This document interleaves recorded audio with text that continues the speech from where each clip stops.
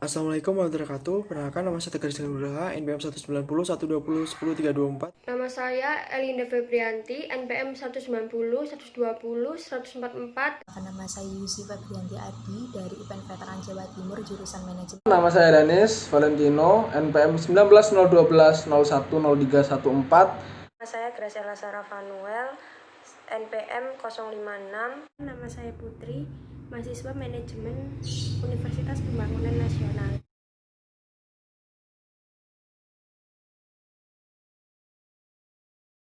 Kami dari anggota kelompok 5 dari kelas J Komunikasi Bisnis akan mempresentasikan atau menjelaskan tentang Universitas Nasional Veteran Jawa Timur atau yang dikenal sebagai UPN Veteran Jatim.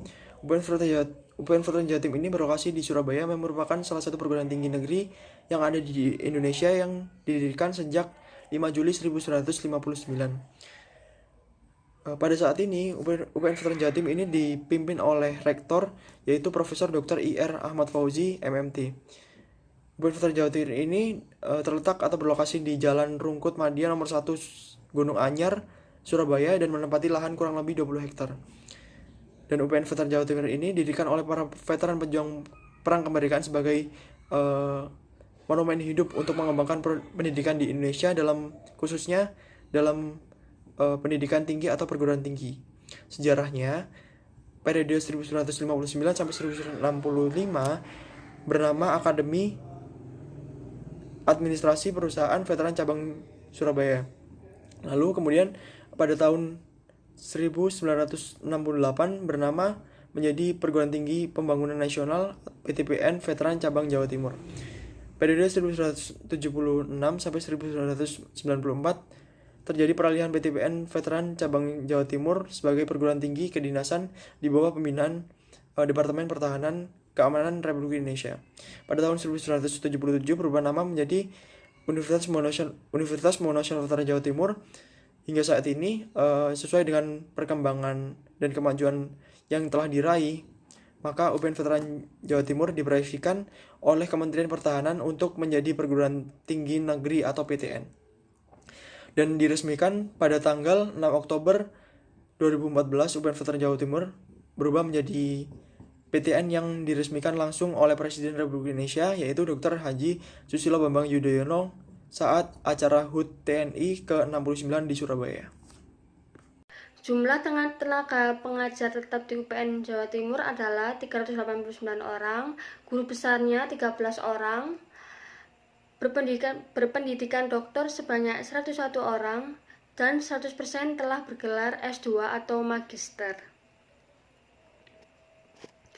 Prestasi yang telah diraih dalam UPN Veteran Jawa Timur yaitu UPN merupakan kampus bela negara yang memiliki anggota resimen mahasiswa terbaik se-Jawa Timur. UPN Veteran Jawa Timur juga termasuk sebagai 58 perguruan tinggi terbaik di Indonesia, pengirim penjaminan manajemen mutu perguruan tinggi Indonesia. Fasilitas yang ada di UPN Veteran Jawa Timur yaitu ada pusat bahasa yang menyediakan layanan perkuliahan dan kursus sebagai bahasa Inggris serta layanan kursus bahasa asing lain seperti bahasa Prancis, Mandarin, Jepang, dan Jerman. Yang kedua yaitu ada poliklinik sebagai pusat layanan kesehatan bagi dosen atau karyawan dan mahasiswa. Yang ketiga ada pusat olahraga sebagai sarana pendukung kegiatan mahasiswa yaitu kolam renang berstandar olimpik, lapangan tenis, lapangan sepak bola, lapangan basket, lapangan futsal, dan lapangan bulu tangkis. Dan selanjutnya yaitu ada gedung serbaguna yang dimanfaatkan untuk mendukung kegiatan ekstrakurikuler dalam membentuk pertandingan berbagai cabang olahraga, pertunjukan panggung seni, pameran, rapat terbuka, seminar, wisuda, dan lain-lain. Dan yang ketiga yaitu ada laboratorium teknologi tempat guna. Dan yang selanjutnya yaitu mini plant atau pengolahan tebu. Selanjutnya yaitu ada laboratorium praktikum di setiap fakultas dalam program studi. Veteran Jawa Timur itu terdapat 7 fakultas dengan 21 program studi di dalamnya dan 1 program pascasarjana dengan 6 program studi di dalamnya. Yang pertama ada Fakultas Ekonomi dan Bisnis, ada S1 Ekonomi Pembangunan, ada S1 Akuntansi, ada S1 Manajemen. Yang nomor 2 ada Fakultas Pertanian, ada S1 Agroteknologi, ada S1 Agribisnis. Yang nomor 3 ada Fakultas Teknik, ada S1 Teknik Kimia, ada S1 Teknik Industri, ada S1 Teknik Sipil, ada S1 Teknik Lingkungan, ada S1 Teknologi Pangan, dan ada S1 Teknik Mesin. Yang nomor 4 ada Fakultas Ilmu Komputer.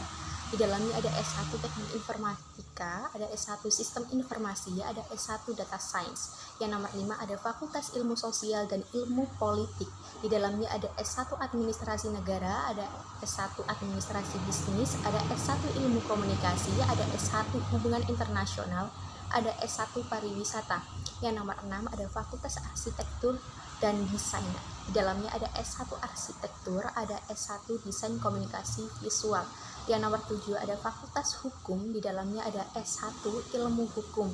Dan yang terakhir program Pascasarjana, di dalamnya ada S2 Agribisnis, ada S2 Manajemen, S2 Akuntansi, S2 Agroteknologi, S2 Ilmu Lingkungan, dan S3 Agribisnis. Belajar metode daring akibat adanya pandemi COVID-19. Jika kita lihat, COVID-19 sekarang menjadi pembicaraan yang sangat hangat. Sana sini media memberitakan dan memberikan update perkembangan terkini terkait COVID-19 itu sendiri. COVID-19 itu sendiri bisa dibilang sangat meresahkan banyak orang yang ada di belahan bumi ini. Dengan itu, COVID-19 ini berimbas pada sistem pendidikan yang ada di Indonesia. Yang seharusnya kita berangkat ke sekolah atau berangkat ke kampus, kita terkena lockdown atau istilahnya pembatasan sosial berskala besar di semua daerah.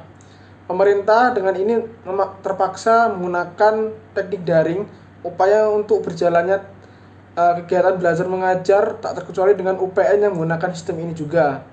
Nah, teknik daring ini bervariasi, ada yang modelnya live kamera seperti Zoom, Google Meet, ada WhatsApp video call, dan lain-lain. Dan tak hanya itu, metode lainnya itu seperti dosen memberikan materi dan tugas kepada mahasiswa agar mahasiswa mandiri berbentuk dengan bentuk PowerPoint maupun bentuk video yang diupload di YouTube. Menjelaskan tentang pertukaran pelajar.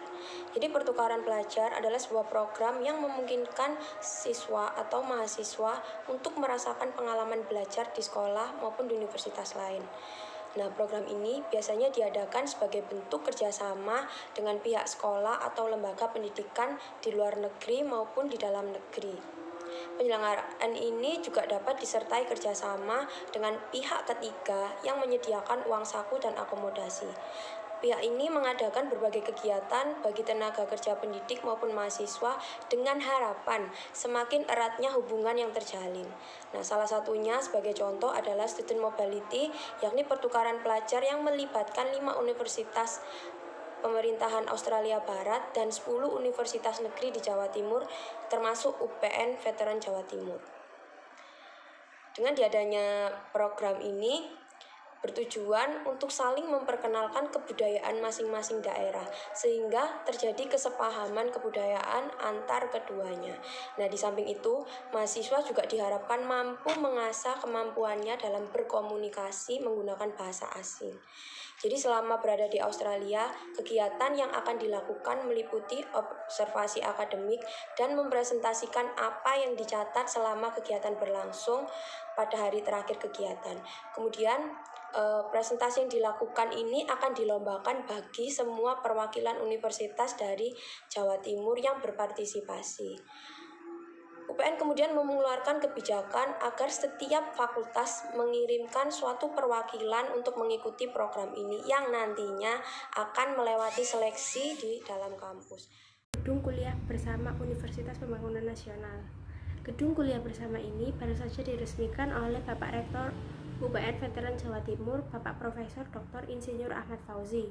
Gedung ini dinamakan Geraha Widya Matyasa yang terdiri dari 6 lantai.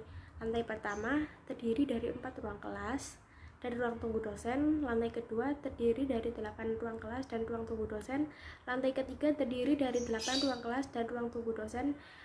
Lantai keempat terdiri dari 8 kelas dan ruang tunggu dosen. Lantai kelima terdiri 8 kelas dan ruang tunggu dosen. Serta lantai keenam terdiri dari sebuah auditorium.